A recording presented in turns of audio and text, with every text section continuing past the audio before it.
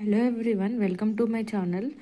ఈరోజు మనం Python day సిరీస్లో ఫోర్త్ క్వశ్చన్ వచ్చేసి కాంపోజిట్ నెంబర్.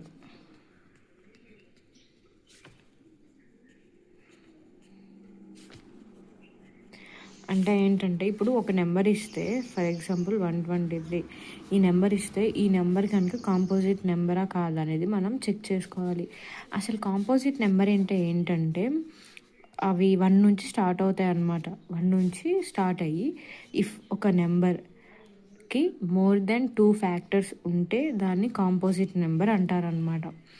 ఒక నెంబర్కి మోర్ దెన్ 2 ఫ్యాక్టర్స్ ఉంటే దాన్ని కాంపోజిట్ నెంబర్ అంటారు. ఇప్పుడు దాని కోడ్ చూద్దాము. నార్మల్గా ఒక నెంబర్ మనము ఇన్పుట్గా తీసుకొని మనకి ఇప్పుడు మోర్ దెన్ 2 ఫ్యాక్టర్స్ అంటే ఫస్ట్ దానికి ఎన్ని ఫ్యాక్టర్స్ ఉన్నాయి ఏంటి అనేది మనం ఫైండ్ అవుట్ చేయాలి కదా. సో మనం ఎన్ని అనేది కౌంట్ చేసుకోవాలి. సో దానికోసం ఒక కౌంట్ అనే వేరియబుల్ తీసుకొని ఫస్ట్ కౌంట్ అనేది 0గా ఇనిషియలైజ్ చేసుకుందాం. తర్వాత ఫర్ ఐ ఎప్పుడైనా కాంపోజిట్ 1 వరకు ఉంటాయి కదా, 1 నుంచి ఉంటాయి కదా. 1 నుంచి ఫర్ ఎగ్జాంపుల్ మన దగ్గర 50 అనే నెంబర్ ఉంది. సో మనము ఈ 50 కాంపోజిటా కాదా అని చూడాలి కదా.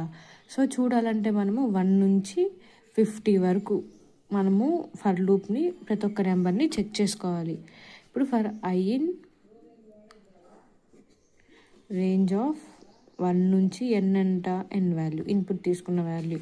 సో ఇఫ్ ఫ్యాక్టరా కాదా అని చూసుకోవాలి. ఎన్ మోడ్ ఐ ఈక్వల్ టు 0 అంటే ఫ్యాక్టరే. ఇప్పుడు ఏం చేయాలి, కౌంట్ ప్లస్ ఈక్వల్ టు 1. ఇప్పుడు మన కండిషన్ ఏంటి, ఫ్యాక్టర్స్ గ్రేటర్ దాన్ 2 ఉండాలి. సో ఫ్యాక్టర్ కౌంట్ అంటే ఏంటి, ఈ కౌంటే కదా. మొత్తం ఫర్ లూప్ బయటకు వచ్చేసి if count greater than 2, count greater than 2 అంటే ఏంటంటే కౌంట్ వాల్యూ ఎంతో ఫ్యాక్టర్ వాల్యూ కూడా అంతే అనమాట, అన్ని ఫ్యాక్టర్స్ ఉన్నట్టు. So print